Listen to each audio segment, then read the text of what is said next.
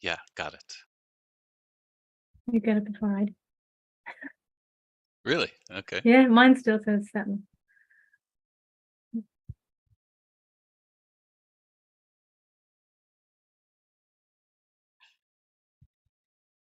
So red today.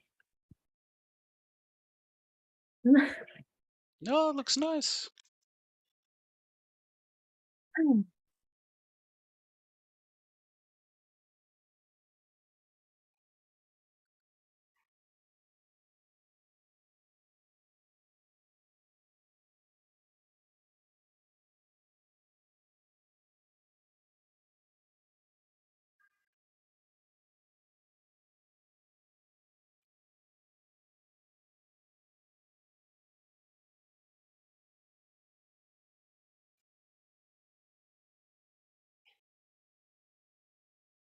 Yeah, it's nice with the music. It's a good opportunity to just invite ourselves to be fully present. Just noticing our body being supported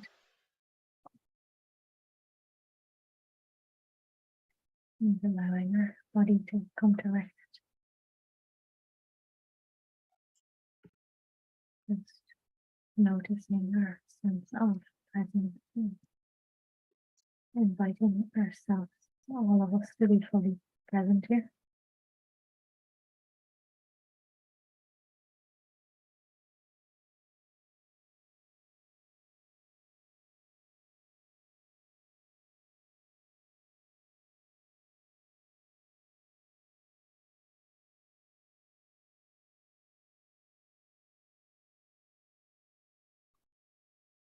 Oh, it's even more obvious when we don't talk what we're going to do because of the wonderful background we have today. The Way of the Bodhisattva.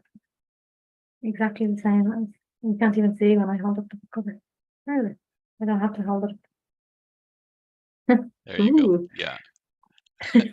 This AI, they're gonna have to up their game here so people don't disappear. Okay, so we're on chapter meditative concentration. This chapter is really long. It's 187 verses. And the two things that jump immediately to mind are that, especially early on here, Shantideva is strongly urging us to, I don't want to say turn our back on the world, but very much be open to retreat. Mm. He talks a lot in these early verses about being sort of out of social situations or being very neutral towards them Yeah, and just turning towards nature and solitude. And the other thing is, especially once we get past the first couple dozen verses, he's really talking a lot about, well, I'm hoping that as it comes up, you can comment further, but mm, the disidentification with the body, the mind body. yeah, Um, and he's really calling into question, why are you clinging on to this yeah, thing that is definitely going to be food for the crows and the yeah, and other uh, yeah, animals. Basically the body's going to get eaten and torn apart at some point. So, yeah. why are you clinging to it so hard? So those are the Mm, things good that, question. yeah, that yeah, those are the things that jumped out Mm, as I was preparing for this morning's session. mm. What jumped out at me was that I thought like there was music playing, but there wasn't. I was the only one who could hear it, I think. Could you hear it? It's like, so as we listen to this beautiful music. And then when I went to turn it off, I thought, oh, well, we're actually sharing it off. Maybe we'll play for a minute at the end. It's like when you've been talking to someone and you have something on your face, and then you realize that they've been talking to you for an hour, and you're like, why didn't you tell me? Or like you had something in your teeth or something. Anyway. Well, apologies. I just didn't want to Didn't want to mess up the space. Um, okay, so I feel like I'm going to start reading. Is that okay? Yeah. Yeah. Meditative concentration. Let me know if you can't hear properly because I was using this headset the other day and somebody said they couldn't hear me. Let me know if the sound is not good. Is it fine then? You're coming through. I'm definitely hearing you. Mhm. Um, I think I might be talking quite loud. So, no, actually, okay. it's pretty clear. It's pretty clear. Okay. Cultivating diligence as just described. In concentration, I will place my mind. For those whose minds are slack and wandering, are caught between the fangs of the afflictions.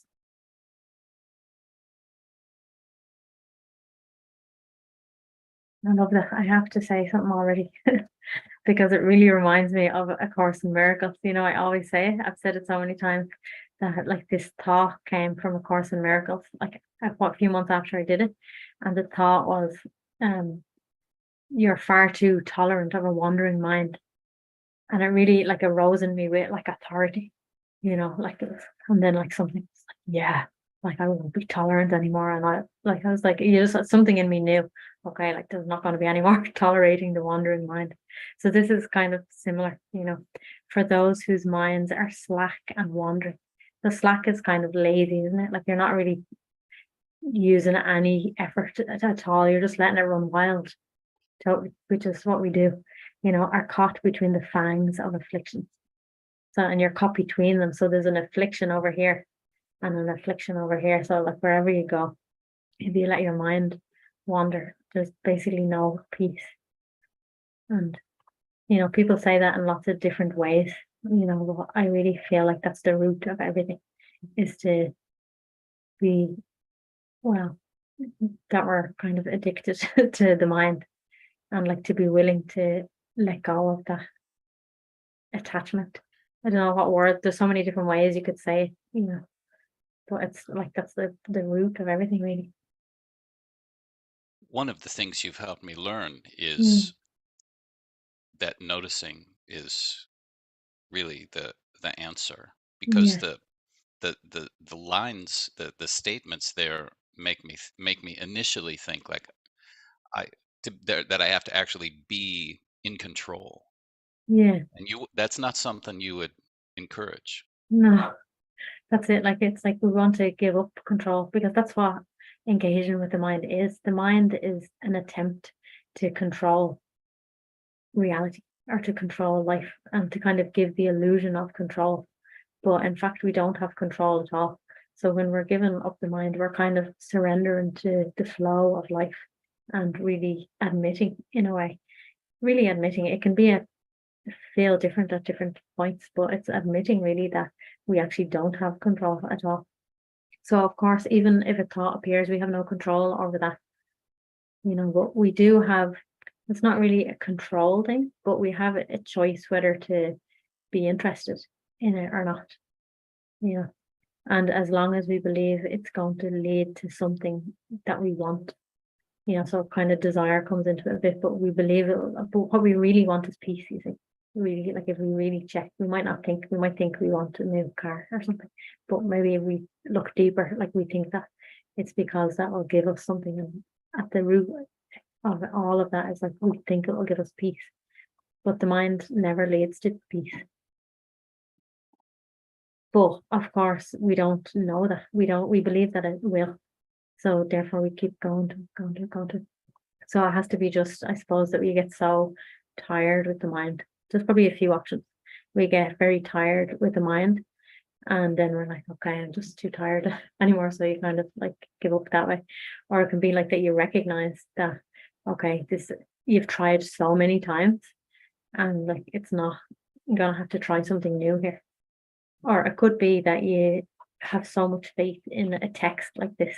You know, you read it and you say, okay, for those whose minds are slack and wandering are caught between the fangs of afflictions. So you might have so much faith in texts like this that you say, okay, and something kind of makes a resolve inside. like I'm not going to let my mind wander anymore. Or it could be, like you have someone that you love and they've maybe already given up the mind. So, and you can see that they're exuding a kind of a peace or something, or they're inspiring to you and they tell you.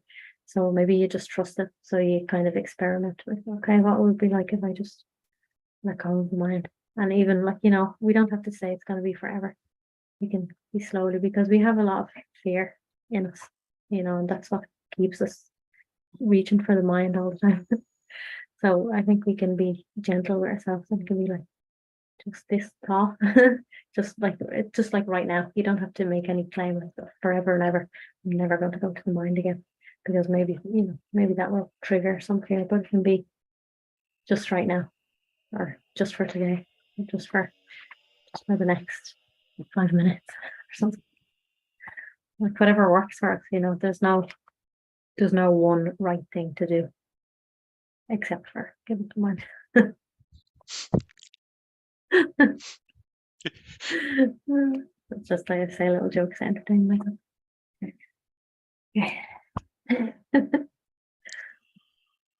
In solitude, the mind and body are not troubled by distraction. Therefore, leave this worldly life and totally abandon mental wandering. Because of loved ones and desire for gain, we fail to turn away from worldly things.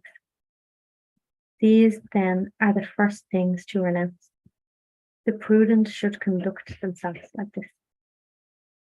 He said it in a much more poetic way than I did. Pretty much the same thing. He had time to edit what he wrote.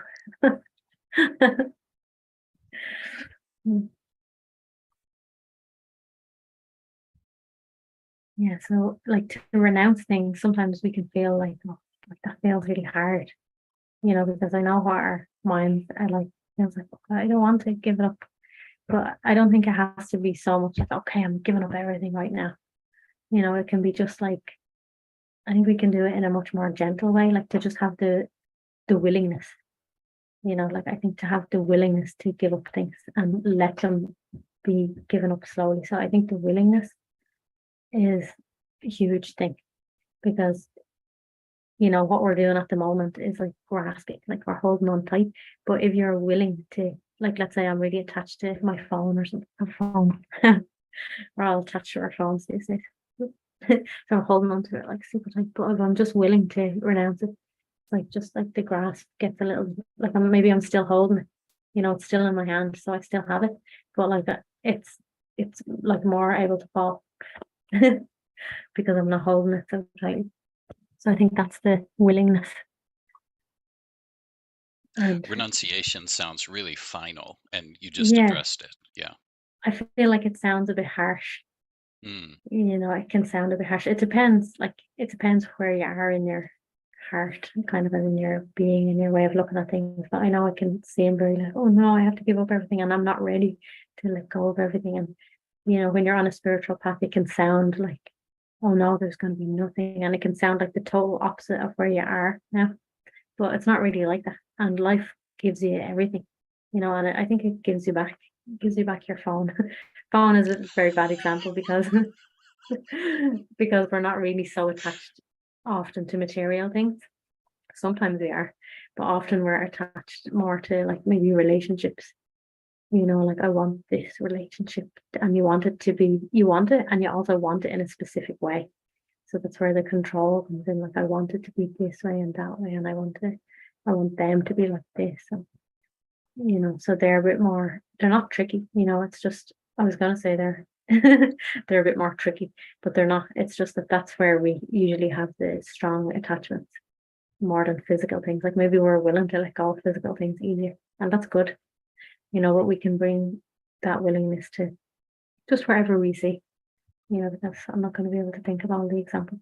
I'm sure you can think Well, like awesome. when you say life gives you back your phone, that's especially soothing. So I think I think That works for you. Good. it's really topical. Yeah, really really relevant just about now. Good. I'm appreciating your t-shirt, Serenity. Wonderful. Yeah, it's funny how, a Yeah. simple little phrase can really catch you. And this was a cheap off the rack t-shirt, I'm hoping someday to design and make them myself, but this one, just That'd be good. simple and effective message. Penetrative insight joined with calm abiding utterly eradicates afflicted states. Knowing this, first search for calm abiding, found by people who are happy to be free from worldly ties.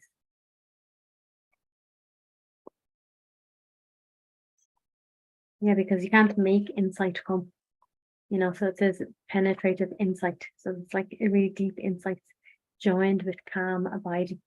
So calm abiding is that, we're already, our true essence and our true being is here already, no matter what kind of state we're in. But calm abiding is something that we can choose in a way. If you go for a walk in nature, you're probably going to be very calm because you're not really probably thinking about work, or you're not really thinking about anything else that's there, because we get so immersed in the power of nature, really. As an example, I'm imagining like walking in a forest or something, you can really feel the forest and maybe smell things, and maybe there's birds singing, so you get very calm in your being, so true. So in a way we can invite that in. So I think that's why he's saying start there. And in that calm abiding, that's where insights arise from. Really, they can arise anytime, to be honest. They can arise in the midst of challenge, and they do also. Um, but yeah, like why not encourage being calm? Like that's what we want.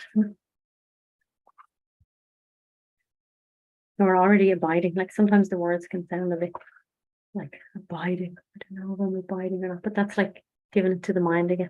So already we leave our minds in like the first few verses, these kind those ones, and then calm abiding. So you don't really need to know anything. You don't need to know if you're abiding or not, because I know that can like bother people in spirituality, like I've heard. But like, am I really abiding with the self? Trying to figure it out. Like, so you're definitely not if you're if you're thinking about it like that. So the answer is no. But The we can easily, and at many times we're not. Like when we're not thinking about it, then we probably are. the word that, like abiding for you, the word for Mm, me for some strange reason is upon. I'd rather mm, not I'd rather not abide upon or dwell okay. upon. And dwell Let's just upon it. yeah, Yeah, we can move true. forward. Yeah. Beings brief, ephemeral, who strongly cling to what is also transient, will catch no glimpse of those they love for many thousands of their future lives. Not seeing them, their minds will have no joy. They therefore will not rest in equanimity. But even if they see them, they are not content, and as before, the pain of longing stays. If I crave for other beings, a veil is cast upon the perfect truth. Wholesome disillusion melts away, and finally there comes the sting of pain. My thoughts are all for them, and thus my life is frittered by. My family and friends all change and pass, for whom the changeless Dharma is cast out. For if I act like childish beings, sure it is that I shall fall to evil destinies. So why do I keep company with infants who lead me to a state so far from virtue? Quite funny, isn't it? Like calling people like infants. It's like it sounds quite harsh, but like I think it's something that we could really take in. Well, not like I wouldn't take it in like that. I would be more like, I think it's very good to spend time with people who share your love for wanting to live in the heart. It's like, Oh, that's beautiful. Thank you. yeah. rather than be saying, no, I don't want to spend time with that person because they're childish and Right, right. infantile.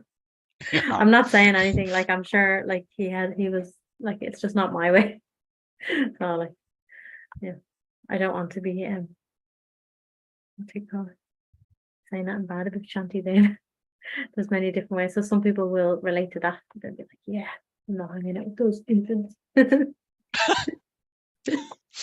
But it is like that as well. So yeah. One moment friends, the next their bitter enemies. Even pleasant things arouse their discontent. Ordinary people, it is hard to please them. But of course, like I'm not really like that. Like maybe I don't know if it'll change, but I'm not very like I do think it's wonderful and great to spend time with people who are aspire even, or they are like living in the heart, because I think that's really good company. But if I'm with somebody that isn't like that, like I think it's also okay. Like I might find this challenging at a certain point, but like I would find that as I kind of would look at that as my challenge, because you can't really pick everybody who comes into your life. Like sometimes people just keep coming and maybe they don't behave well or something. But I know there's many people that say no, like I'm not going to have anything to do with this person because they take my energy and all that. I don't know. I don't seem to be like that. I prefer, because like what even like I don't think like this, but right now I'm gonna say this. Um like what hope do those people have if they never get to meet or spend time with someone who lives in the heart? Like someone who lives in the heart they have to be open to everyone. You don't want to like, and what use is also like a bodhisattva if they don't reach out to the infants? How can the infants grow up without having someone more mature around that? So I guess it just depends, like what feels right as well. But definitely, I would interpret that verse more as the importance of spending time with people who are in the heart, but Mm, not really excluding people who aren't, and also mm. not distinguishing or thinking about it too much either. Like, because that's a bit, I don't know, I wouldn't do that either. But we do know, like, we can reach out to people that share our love. Like, of course, like we're meeting together for this purpose. We do know, like, when people share the same thing, and it's good to move towards that rather than feel like, no, I don't want to have anything to do with anybody ever. Well, the truth, or the proof of the truth is that the feeling. I mean, Yeah, it feels so darn good to, yeah, you of know, course, and that nurtures our heart, mm, and that's why mm, it's good. mm, So we're and also I was saying to someone the other day, I think it's good. Like I could really see the love, that's in him. But like mm, he was saying that he wasn't spending a lot of time with people. So then it brought that out. Like it's so important to spend time with people also so you can see your true heart reflected, and that it then makes mm, you shine more as well, mm, mm, and like your own light better because you've seen it mm, reflected through others as beautiful. well. Yeah. Mhm.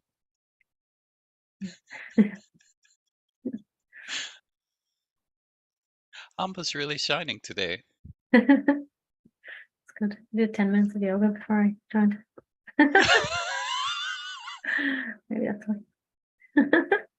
You just need a little warm up. Yeah. A beneficial word and they resent it, turning me instead from what is good. And when I close my ears to what they say, their anger makes them fall to lower states. Jealous of superiors, they vie with equals. Proud to those below, they strut when praised. Say something untoward, they seethe with rage. What good was ever had from childish folk? Keep company with them, and what will follow? Self-aggrandizement and scorn for others. Talk about the good things of samsara. Every kind of vice is sure to come. It's true. Maybe if you surround yourself too much with that kind of thing, you can be brought back into that kind of illusion. Like let's say if you're already kind of waking up to the magic and wonder of like the self and like love and everything. But then like if everybody in your world is kind of just they're not supporting that at all, and they're just talking about like all the issues of the world and like how good like let's say they're like how even good things are, like it's so good to, go on these amazing holidays in the sun and all the good things, it's great to have like great massages and eat great food, like all these kind of things, then maybe you'll start to believe that again and like come out of that, because you haven't got anything to support it. So I definitely am in agreement there. Mm. So maybe you have to be very like just to have. I think it's okay like to have both, or or to be very. You have to be very. Yeah, maybe just be conscious. Definitely be conscious. And it's so easy to slip into it because someone described something they enjoyed, or Mm, some time they were really indulgent, and yeah, the one of those immediate responses, after hopefully, mm, oh, how great for you, so glad you enjoyed it, yeah, is I want some of that too, I'm gonna get me yeah. some of that.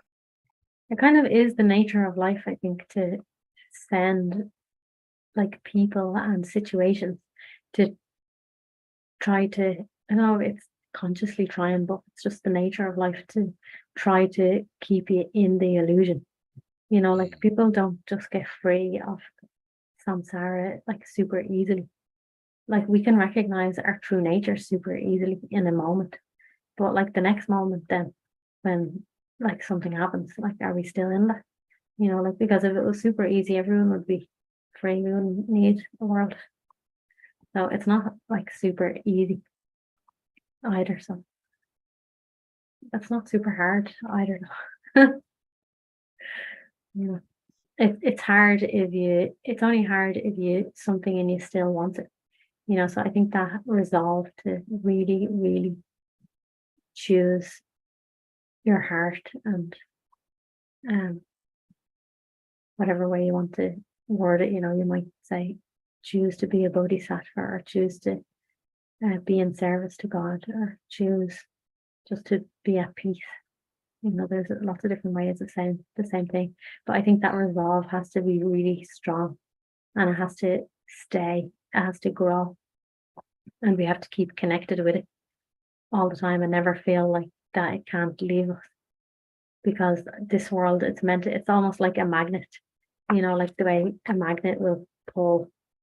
I don't know how to say it, but it will pull the other, I don't know how to say like the north south thing. I don't know how to put it into words. well, But it'll pull what's attracted to it, so. exactly.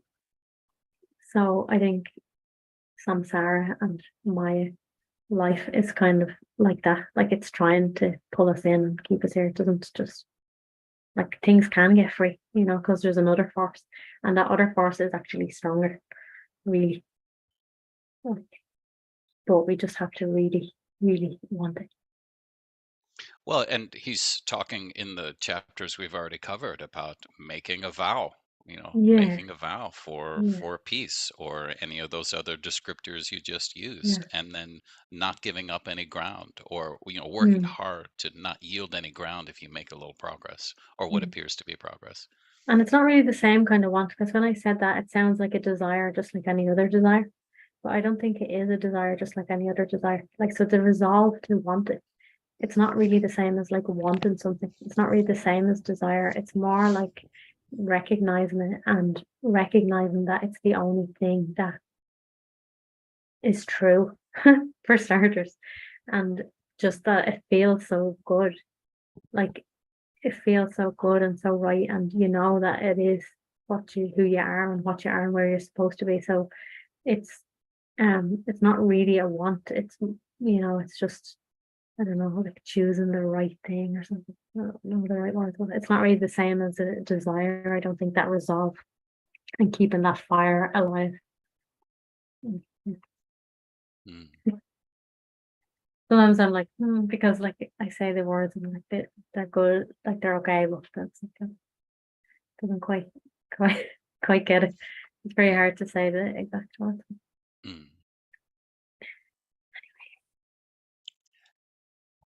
Where are we now? Keep company within every time of advice. 14. 14. Only ruin can result from such a link between myself and others, for they will bring no benefit to me, and I in turn can do them nothing good. Therefore, flee the company of childish people. Greet them when you meet with smiles that keep on terms of common courtesy, without inviting intimate relations. Like bees that get their honey from the flowers, take only what will serve the practice of the Dharma. Treat everyone like new acquaintances, and keep yourself from close familiarity. Oh, I am rich and well respected. Lots of people take delight in me. Nourish such complacency, and later, after death, your fears will start. Indeed, O foolish and afflicted mind, you want and crave for all and everything. All this together will rise up as pain itself, increased 1,000-fold. Since this is so, the wise have no attachment. From such cravings, fear and anguish come. And fix this firmly in your understanding. All that may be wished for will by nature fade to nothing.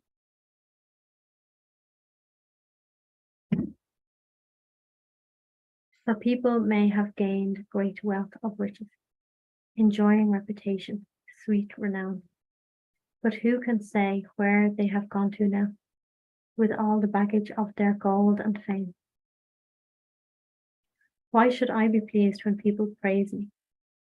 Others there will be who scorn and criticize. And why despondent when I'm blamed, since there'll be others who think well of me? So many are the leanings and the wants of beings, that even Buddha could not please them all. Of such a wretch as me, no need to speak. I'll give up such concerns with worldly things.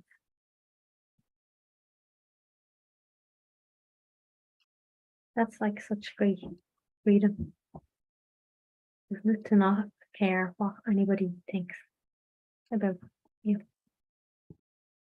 You know, I was talking on a kind of a different level with my partner last night. We were saying, like, I don't know exactly what way we were saying it, but like, imagine if you had no self, what was the word?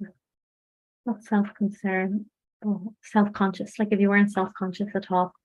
I was kind of saying, like, you might say you're not self-conscious, but we kind of are, because, like, you know, we fix our hair, you know, so it doesn't, like if you wake up in the morning and your hair is like, ugh, has a knot or something, maybe you have like a drool out the side of your mouth, something, I don't know. So like you need to like wash your face. Well, partly that would feel good, so it's not necessarily for other people. But maybe like the messy hair, because it feels fine if it's messy. You don't know with messy hair. But something else. Maybe you're cleaning your teeth and like you drop some toothpaste on your t-shirt, you know, and then it's like, oh no. I was like, but like really we do care about what people think, or you wouldn't even care if there was toothpaste on your t-shirt, because you can't feel it. You know, you can't feel it at all. So usually we'd be like, oh, like trying to get it off, or maybe like change your t-shirt or something, isn't it? You're not gonna walk out with a big toothpaste drill on your t-shirt. Some people might, but those kind of things. So that's like, it's kind of like being self-conscious. So I think we all have them to a degree, but they're the kind of smaller things. I think it's also okay to have them, you know, but like we have much deeper self-consciousness than that. You know, like we just feel like we're walking in the road and we feel like maybe people are, they know how you feel or something. We might have things like that, or we're just kind of out, we're too aware of our being. Like, you know, if you see a child, not self-conscious at all. Like they might be maybe momentarily for a moment, but not really. You know, they don't care if they have dirt on their clothes. You know, they play in the muck and then they get up. It's the parents are like, look at your trousers now, they're all mucky. Like children are never like, look at my trousers, they're all mucky. Can you imagine a child being like that? They don't care if they have dirt on their face. They're like, oh, let me clean your face before you go to school. This is me. I'm like, I was like, let me clean your face. And he's like, oh, but like he doesn't care. Like they has no, they don't have like that self-conscious. So it's a type of freedom. They're free to be themselves then, because they Mm. don't have it. They're like, They're just like, it's not that they're like blissfully happy all the time. It doesn't mean that.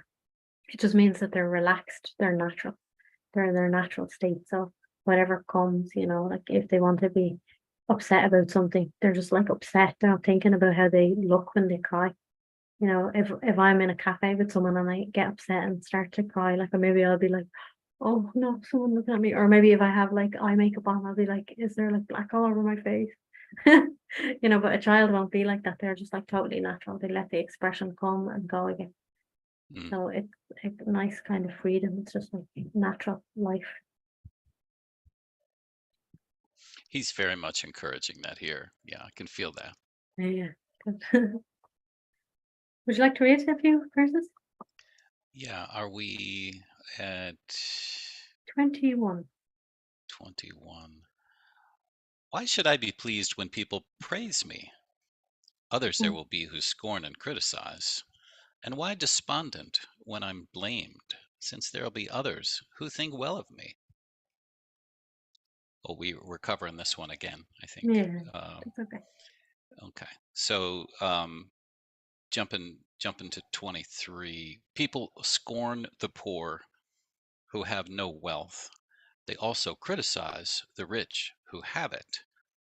What Mm, pleasure can derive from keeping company with people such as these, so difficult to please? In kindness, childish beings take no delight unless their own desires are satisfied. A childish person, thus, is no true friend. This the Tathagatas have declared. the In Tathagata. woodlands, some high Text. Buddhist teachings, Okay. yeah, It's kind of like the and Buddhist version of the Vedas or something. we're uh, just now proving yet again that we're not Buddhist scholars. Yeah, we have no idea uh, what the and Tathagatas are. It's great. You don't Tathagatas, need to yeah, know. We don't need. I okay, don't feel like we need to know. okay. Yeah. In woodlands, haunt of stag and bird, among the trees where no dissension jars, it's there I would keep pleasant company. When might I be off to make my dwelling there? When shall I depart to make my home in cave or empty shrine, or under a spreading tree, with in my breast a free, unfettered heart, which never turns to cast a backward glance? This is the self consciousness you are referring to. Mm, And he's saying, I think, that we can go sort of off by ourselves to cultivate this mm, unself consciousness. yeah. It's pretty compelling, actually. I feel like the more we there's probably many ways of saying it, but like I feel like the more we just recognize our true nature and not just like when you're recognizing that you are it, it's the same. So, it's not just like recognizing it for 1 second sitting in meditation or like 10 minutes in meditation, but recognizing it as often as possible, like throughout the day and just like all the time, really. Then that self-consciousness just kind of leaves us, more and more. And then like you don't really have a thought about it, but maybe you might have a thought sometime like, oh, like you see yourself in a situation and you kind of something knows like, okay, there was actually like no self-consciousness in that interaction at all. Whereas like maybe 10 years ago there would have been some kind of self-consciousness. So I don't think even when it goes, you don't really notice really that it goes. You more notice when it's there. It's like all things. Like, if you have a pain in your neck, you're like, oh, pain in my neck. Oh. The next day of pain in your neck, you're noticing it and it feels like, oh, it's just going to be there forever, forever, forever. And then it's like after like, this is me. Then after like a week it's gone and then it's like, but you don't notice the moment when it's gone. Maybe you notice a week later and you're like, oh, I haven't had that actually now for a week. Maybe pain in the neck's not the best example, but it could be any kind of physical thing that's like taking up your attention. It feels like it's going to be there forever and it's just getting a lot of attention. Maybe we're giving out about it. And then when it's gone, we don't notice as soon as it's gone. You tend to not pay attention when it's not there. You don't really notice because, of course, there's nothing there to get your attention. So the same with self-consciousness, there's nothing there to get your attention. So you notice when it's there, but you're just natural when it's not there. Mm, And you're natural mm. to mm, So true. I like to occasionally, when we're out walking, kind of put my attention down in my hips and lower back where there can be pain and discomfort from mm, time to time, mm, sometimes suddenly, and think, oh, wow, I'm walking without pain. How great is this? yeah, Or my back doesn't hurt. Wow, that's awesome. yeah, Just really celebrating when things are just yeah, normal and, yeah, pain free. mm, When might I When might I abide in such a place unclaimed and ownerless, that's wide and unconfined, a place where I might stay at liberty without attachment?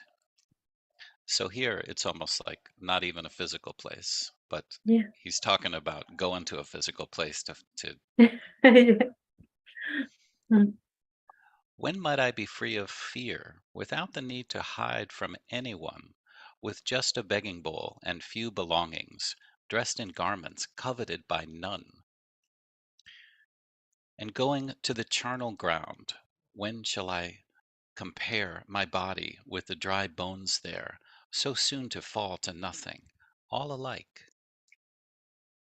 This form of mine, this very flesh, is soon to give out such a stench that even jackals won't come close. And that indeed is all it will become. This body, now so whole and integral, this flesh and bone that life has knit together, will drift apart, disintegrate. And how much more will friend depart from friend? Alone we're born, alone we come into the world, and when we die, alone we pass away. No one shares our fate, and none our suffering. What need have I of friends who hinder me? Like those who journey on the road, who pause and lodge along the way, beings on the pathways of existence seize upon the lodging of their birth, until the time comes round when four men carry me away, and the grief of worldly folk, amid the grief of worldly folk. Till then, I will away and go into the forest. There, with no befriending or begrudging, I will stay alone in solitude, considered from the outset as already dead, thus, when I die, a source of pain to none. I say something. So here, like, it's kind of can be symbolic. Like he might have meant it as being actually literal because people do that, and maybe he did. I don't know the history of Shantidev. Maybe he did go off into the forest, but that's not possible for all of us. Like we don't live near a forest. Maybe there's no forest in our countries, whatever. Maybe we have a family, and a job, and we need to do all those life things. Um, and maybe it's just not in our heart to go into the forest. We have to follow our heart and our kind of inner guidance. But what it really means is like you're leaving everything. So leaving everything means like you can just leave everything right now. And that really means by recognizing your true nature. That's all it is. Like in the recognition of your true nature, you've left everything. But yet everything is still here. So also when he goes into the forest, the world is still there. It doesn't make the world disappear. But yeah, he's not given his attention to the outside world. He's given his attention only to his immediate surroundings. So it's kind of symbolic. So our immediate surroundings in when we're just in the recognition of the self is just the self. You're recognizing just who you are. And then, who you are really is totally beyond this world altogether in a way. Like, but it's also being, so it's the source of being, so there's kind of like it's just like total um it's beyond the forest even, I suppose. Maybe the forest is more like beingness, but you understand what beingness is. Like so beingness is that. So um yeah, so all the things that appear within beingness, they don't need to get our attention so much, and there's not grasping onto them because you know that they're nothing but the same thing anyway. So I don't need to be attached to this person over there anymore, because like he's saying, they'll disappear anyway. Like the friends, all the friends are going to disappear. The body's going to disappear. Everything's going to disappear. So it's just like an energy. It's not that they're different from me either, like because also they're made of what I am as well. But it creates an energy when you're trying to grasp outwardly. It creates a kind of energy of unharmony or um, something that's not peace. Hmm. So I don't like really feel like the things aren't what we are either. Like even this phone, you could say, it's also me. It's not, you can't say it's not what I am because, only the self is here. Only. So that means this phone is also the self. But if I try to grasp onto only this, it's like it's creating a kind of an energy like this is more important than something else. And it's like it's just so that's why we just kind of leave everything. So you're leaving those things, but yet they're still there because there's nowhere for them to go. But they will they everything at the same time, it's kind of paradoxical. There's nowhere for them to go because they're in this one self, but also they will come and go because they're only momentary appearances. It's not what we truly are. So if we just rest in the forest, which is being just bringing our not really our attention. So I think you can still give it attention if you want, but we're bringing our any kind of like grasping feelers. Like imagine if you were an octopus, you had like feelers out like that, and they're like touching everything. They're like, I want everything. That's what it is. It's like want. So instead of all that, that uses up a lot of energy. So like just pulling all them back and going to like rest, like and maybe you can still see all them things all around you, like they're all your stuff. Okay, but you know that you don't need them because they're not going to make a difference to who and what you are. So you're just like here resting. And in a way, it's like that. Like Moody says that as well. So this says, considered from the outset as already dead, thus when I die, a source of pain to none. So he also says something similar. Like he says, live as if you're already dead, and that's all it means really is just living in an unattached way.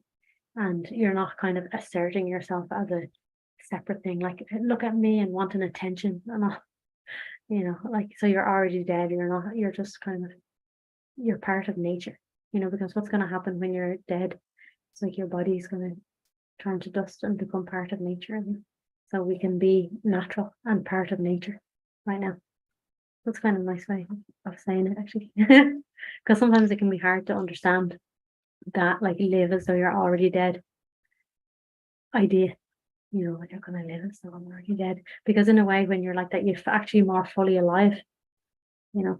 But Hmm. that's really only if you start thinking about it, then it can be confusing. But like we do, this is like the human condition. We read these texts and like we want to understand them, you know. And I think that's also okay, like it has its place.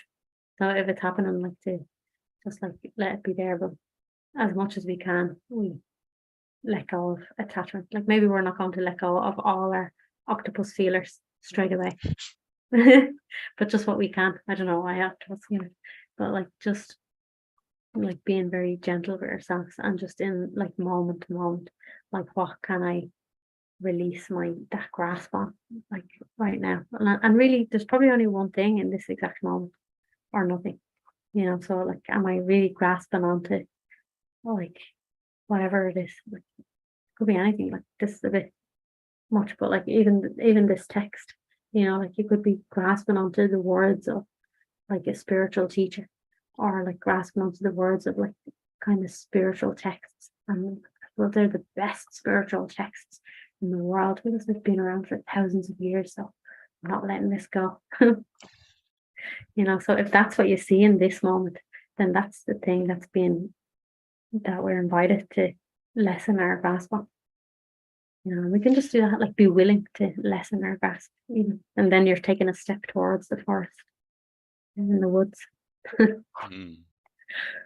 And just to underline that, if you're grasping too hard for the meaning Yeah, that Shantideva is putting across, you're going to take something out of context and miss it.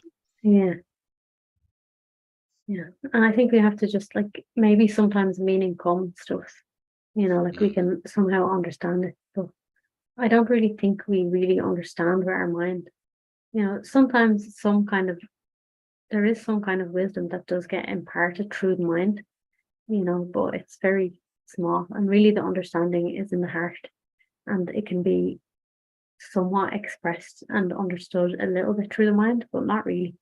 And definitely as soon as you try to grasp it or hold it or something, you're not going to be able to, or it's going to be distorted and it's not going to be alive. Mm. Do you want to try again with the music? Oh, yes. Okay, so let's see where we are. So I'll fold my book. What's the number that you're folding on? 30, Um, 20, 36? Yeah. 36? Okay. Oh, wait, yeah, 36. So we'll start on 36 the next one. I had a quick Okay. look there. I saw that it's a very long chapter. So we might be Yeah. reading it a few times. And then it comes 187 back. verses. Yeah. No. So we might just take a moment to just be with the whole or the screen. Amba's very close to the camera. Oh. It's a close up. Okay. So to be with the whole sense of what we read today.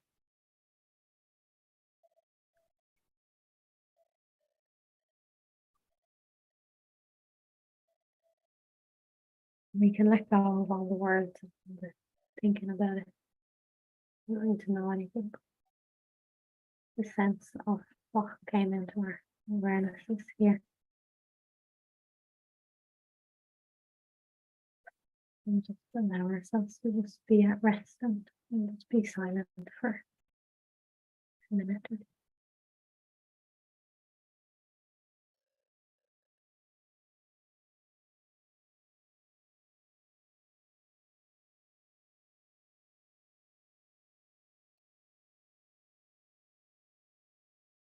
And I just still don't. noticing. Yeah, you can't hear No. at all. That's Mm. weird. I'm enjoying the music. Oh, yes. There we go. Now I got it. Thank you What? for telling me. Well, I missed my first tense, so Oh, hilarious.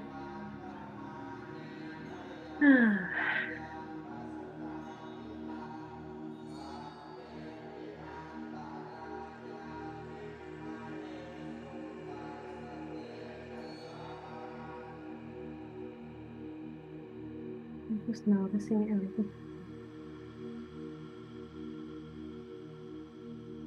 And letting everything be as it is. Not effortlessly, not causing. Effortlessly, just being here.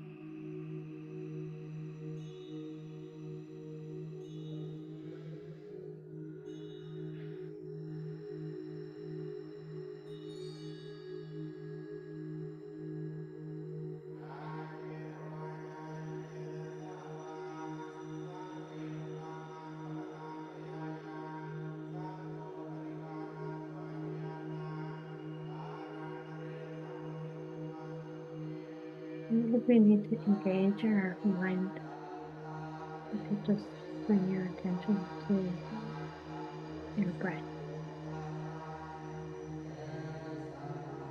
As our breath is effortless, and you just notice the breath, allowing it to be as it is.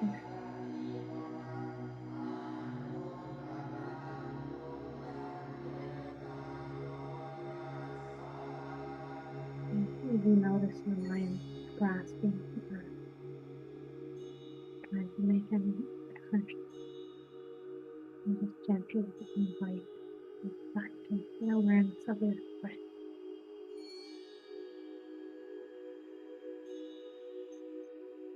or just the sense of being here, whatever is easy.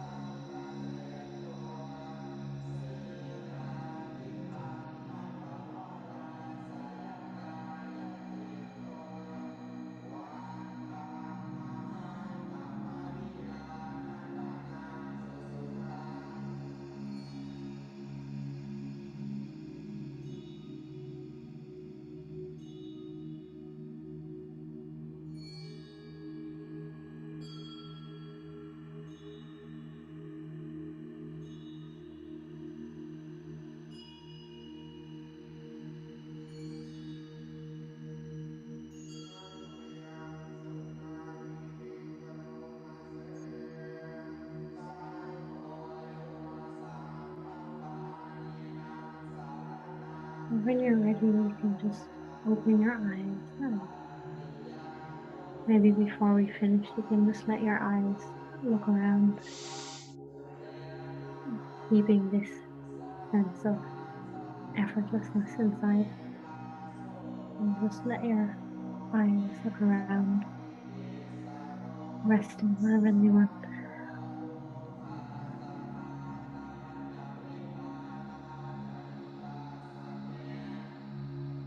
Just remaining in your naturalness. And we can bring this with us into today. So that, anytime we notice if we're getting sure it will happen, we might get overly engaged. Not overly engaged, but we might just forget about our naturalness and our effortlessness. So just keeping our awareness that that's here. So we can be fully engaged and be fully engaged in life, and somehow that can happen as well at the same time. We can be in our effortless nature and be fully engaged. But just anytime we feel okay, we got overly caught up in thinking or whatever it is, even just bringing our attention to our breath. That's good. Mm. And that's in a way meditative concentration. We're not grasping.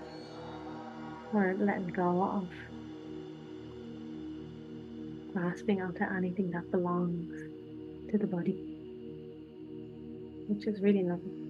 And letting go of our ideas of things that belong to the body and our body belonging to us. And instead just being in our natural state right now where nothing belongs. Like right now, we're just being nothing. Even the idea of belonging doesn't fit here. Of anything belonging. It's that's a foreign idea. Mm.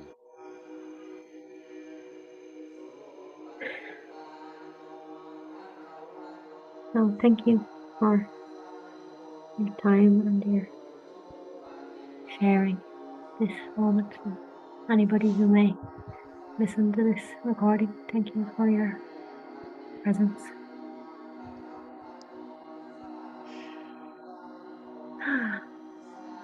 See you soon. Yes. So we'll be back at the first Monday, will we? No, not first Monday. First Saturday in the month, I mean. Monday. I I don't know what's wrong with my brain. I swear I say like the wrong words like really often. Month, Monday. I know it was a lot, and like Eshan loves it. He's like, like always saying the wrong word. But he'll be real. Anyway, so for, first for Saturday of the month. I would love Yeah. that.